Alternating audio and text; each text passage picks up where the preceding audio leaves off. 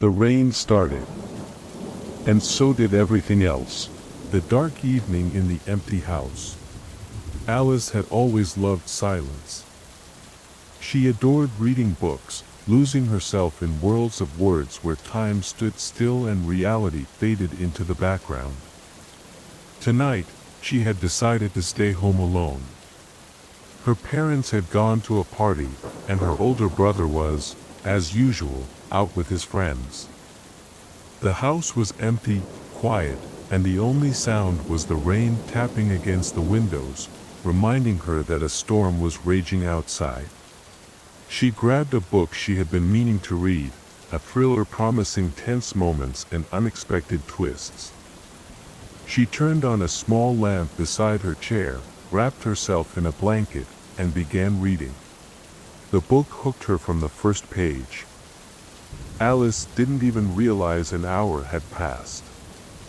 Suddenly, she heard a soft tap on the window. At first, she thought it was just the wind moving the branches of a tree, but then the tap came again, sharper this time. Alice stood up from her chair and walked to the window. The curtains hid whatever was outside, only darkness. She pulled back the curtain and peeked out. No one, probably just my imagination, she thought, turning back to her chair. But no sooner had she sat down than she heard another sound, a creak, like someone stepping on a squeaky floorboard in the hallway. Alice froze. She knew for sure no one was in the house. "Who's there?" Her voice trembled. There was no answer. Alice decided to check, to make absolutely sure she was alone. She cautiously walked to the door, opened it, and peered into the hallway. No one. But when she turned back to the chair, she was stunned to see that the book she had been reading was gone. She was certain she had left it on the table next to her chair. "This can't be happening," she whispered, scanning the room. The book was nowhere to be found. Alice's heart started pounding faster. She tried to convince herself it was just her imagination, but the feeling that someone else was in the house wouldn't leave her. She decided to go to the kitchen for a glass of water and to calm herself down. As she walked through the hallway, her eyes caught something near the bathroom door. On the floor lay a small note. She picked it up and read, "You're not alone. He's here."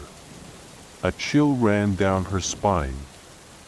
She looked around, but saw no one. Who could have left this note? And who was he? She began checking every room, but there was no one. Suddenly, the lights went out. Alice was plunged into total darkness.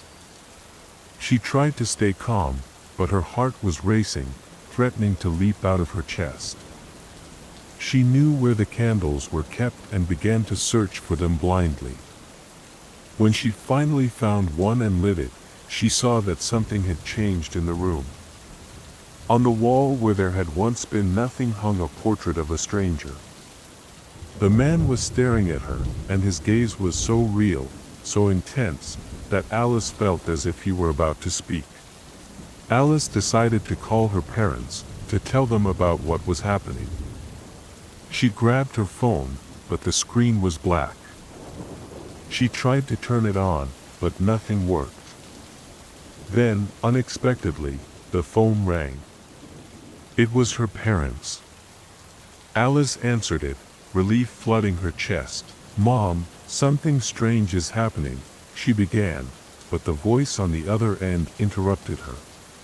"Alice, we're still at the party." "Are you okay?" her mother asked. "Yeah, but didn't you just call me?" Alice asked, confused. "No, we didn't call," her mother replied. Alice's blood ran cold. Then who had just called her from her parents' phone? Alice turned back into the living room, where the candle still burned. She looked again at the portrait on the wall. Something about it seemed familiar. She stepped closer and squinted. The man's face on the portrait resembled her brother's, only older, with a different expression. She had never seen this portrait before. Suddenly, she heard footsteps upstairs. Someone was walking on the second floor. Alice knew her brother wasn't home. She grabbed the candle and went upstairs. When she opened her brother's bedroom door, she saw that no one was there. But on the bed lay the book she had been reading. It was open to the last page, which read, "He's always been here." Alice descended the stairs and sat in the chair. She could feel her mind trying to piece everything together. The portrait, the missing book, the note, the call, it all started to make sense.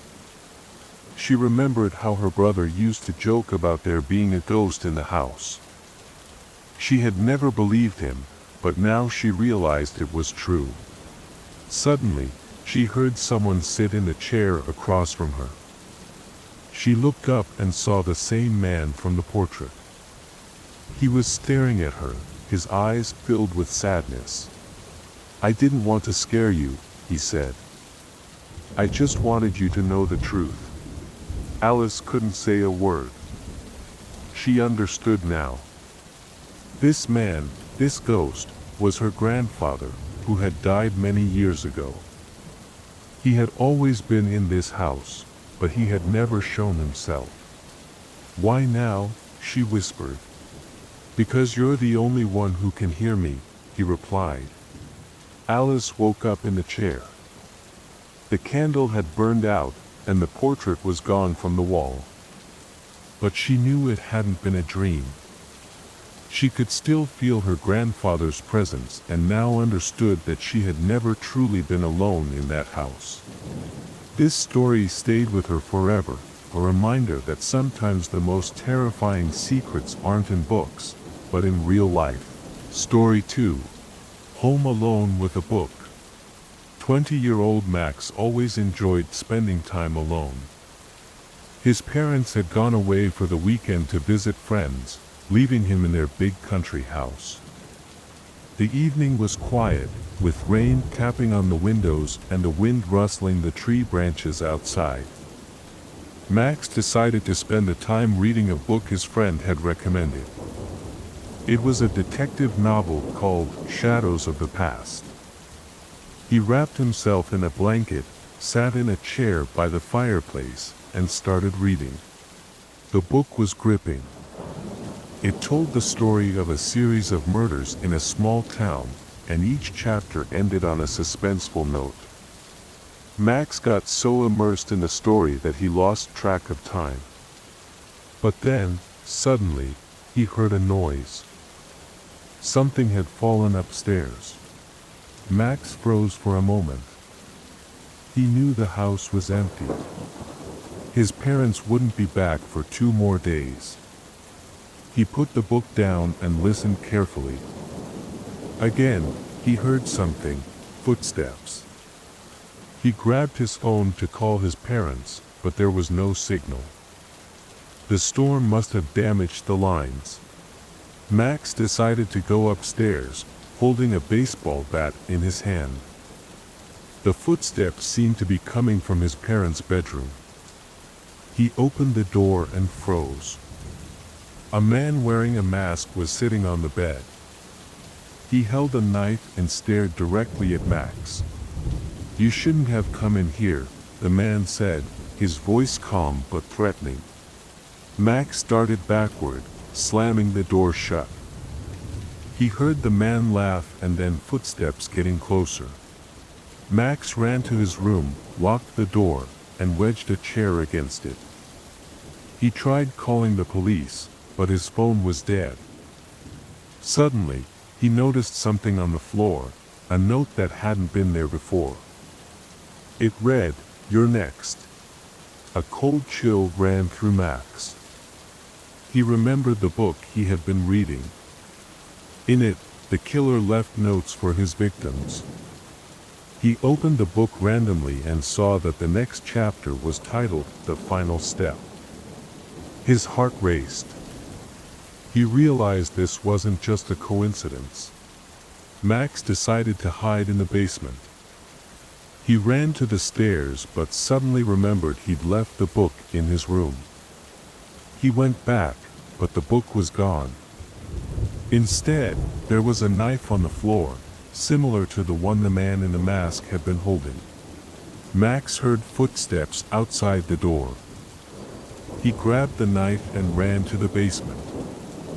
There, he found an old chest he had never opened before. Inside were photographs, pictures of him.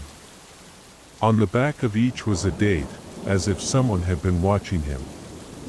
The last photo was taken today, while he was reading the book. Max stood frozen, holding the book. His mind raced, piecing things together. The book had been given to him by Jake, a friend he'd met a few months ago. Jake had always seemed a bit odd, but Max had never paid it much attention. They'd gone for coffee together, talked about books, and Jake often mentioned how important it was to unravel the mysteries of life. Now, those words took on a sinister meaning. Max tried calling Jake, but his phone was dead. Suddenly, he heard a voice from upstairs. "Max, are you there?" It was Jake's voice. Max felt a wave of relief, but then he remembered the photos in the chest. His heart raced. He didn't answer, holding his breath. The voice continued. "I know you're there. You read the book, didn't you? It's about you." Max felt panic rise in his chest. He realized the book wasn't just entertainment. It was the key to something much bigger. He flipped through the pages, searching for clues, and suddenly his eyes landed on one line. "Sometimes, the darkest secrets are hidden in those you know best." Max decided to get out of the basement. He remembered an old tunnel that led to the shed. His dad had told him it was built by his grandfather, but no one had used it. Max crawled through the narrow passage, feeling the walls press in on him. When he finally emerged outside, he saw his parents' car. It was empty, but the keys were still in the ignition. Max felt a sense of relief. Maybe he could escape. He got in the car and tried to start the engine, but then he heard a knock on the trunk. His heart stopped. He got out of the car and carefully opened the trunk. Inside were his parents. They were tied up, their mouths taped shut, their eyes full of fear. Max rushed to them, trying to free them, but then he heard a voice behind him. "You shouldn't have left." Max turned around. It was Jake. He was holding a gun and smiling, but the smile was cold and soulless. "Why are you doing this?" Max asked, his voice trembling. "Because you're next," Jake replied. "This is a game, Max. And you're part of it." Jake explained that it was all part of his game. He didn't belong to any group, wasn't involved with cults or criminals. This was his own game, a game he created just for Max. "You've always loved puzzles," Jake said, moving closer. "I'm just giving you the chance to play the most interesting one." Max realized his only chance was to outsmart Jake. He remembered the knife he had taken from the basement. When Jake got closer, Max lunged at him. They fell to the ground, fighting for the gun. Jake was stronger, but Max fought desperately. He thought of his parents, still trapped in the trunk, and that gave him strength. Suddenly, the gun went off. Jake froze. He looked at Max in disbelief, as if he couldn't believe it had ended this way. Then he fell to the ground, and Max saw the blood on his chest. Max freed his parents, and they left the house together. When they got to the police station, Max realized Jake was gone. There was no blood, no trace of him where he had fallen. The police found no evidence of his existence. Max returned home a few days later. On the doorstep was the book. He opened it to the last page. It read, "The game is not over." Max could never forget that night. He knew Jake was out there, waiting. And the game continued. Story 3. Chapter 1. The Vanishing Child. It all began on a crisp autumn night, mist curling around the Thompsons' home. This young couple, embracing parenthood, lovingly held their 2-year-old son, Ethan. Their home, a sanctuary, now had a sentinel, a vigilant ring camera, summoned to enhance safety. A tranquil evening unfolded, crickets serenading the harvest moon. Yet, a digital sentinel stirred, its motion sensors activated. Unaware, the Thompsons were ensnared in inexplicable events. With trembling hands, they entered the footage's abyss. Ethan, full of innocence, played, chasing a firefly. Joy radiated, illuminating the night. Then, the ordinary twisted into the extraordinary. A shadow, dense and arcane, descended upon Ethan. It shrouded him, erasing his existence. He vanished, leaving only the firefly's spectral light. The Thompsons, voices fraught with desperation, scoured the porch. Ethan was a phantom without a trace. They summoned the police, retracing that fateful night. The footage offered no solace, just Ethan's profound riddle. The veil between ordinary and extraordinary had been breached, ensnaring them in an unsettling dance with the unknown. Chapter 2. The Midnight Serenades. In a tranquil corner of town, the Sanchez family embraced the security of their ring camera. It commenced its duty innocuously, documenting the ordinary, neighbors' casual strolls and doorstep deliveries. But as the clock's hands converged upon midnight, the mundane would give way to something sinister. With each passing night, the camera became a vessel for an eerie melody, a soft piano serenade that seemed to materialize from the very air itself. The family watched in awe and trepidation as shadowy figures emerged upon their manicured lawn. These enigmatic silhouettes moved with an uncanny grace, entwined in a spectral ballet beneath the moon's ethereal glow. Their identities remained veiled, faces shrouded in obscurity, as if the night had birthed its own mesmerizing performers.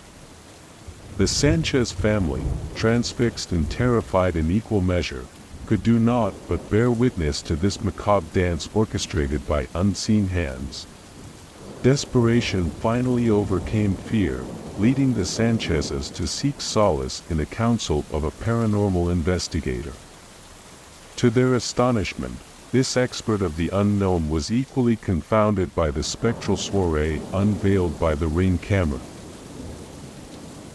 Chapter 3. The Mysterious Footprints. In the cozy dwelling nestled at the end of picturesque Elm Street, the Jacobsons found themselves compelled to install a vigilant ring camera.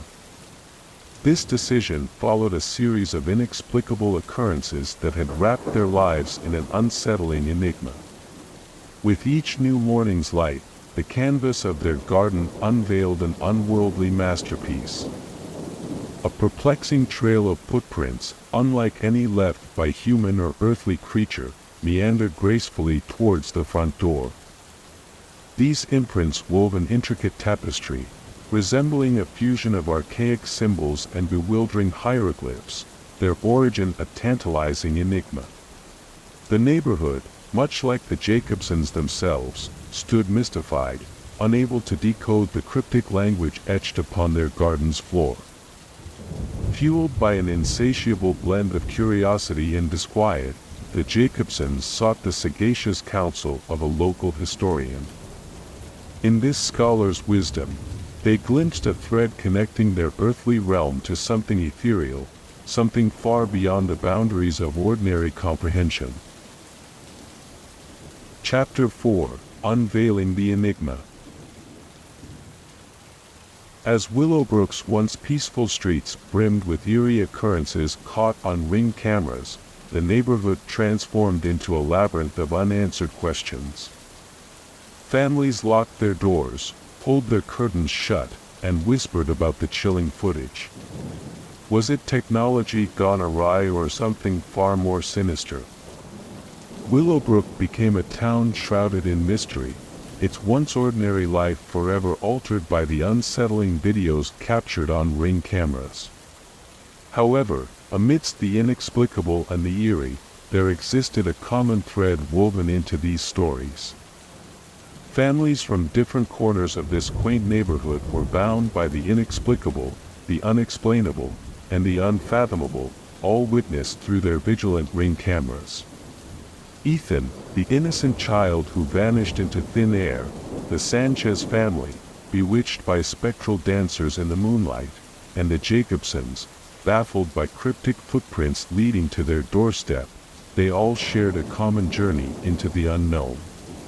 In their quest for answers, these families discovered something beyond the limits of their understanding. They uncovered a veil between the ordinary and the extraordinary, a realm where reality and the unknown coexisted.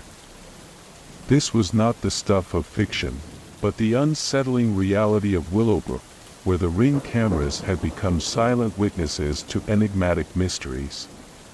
As the sun dipped below the horizon, casting long shadows upon Willowbrook's tranquil streets, one thing remained clear: the human spirit's boundless curiosity in relentless pursuit of truth, even when faced with the enigma of the Ring cameras, would forever be an indomitable force against the mysteries of the unknown.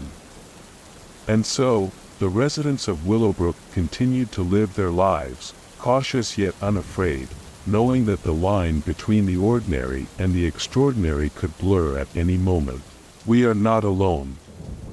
The rain keeps secrets.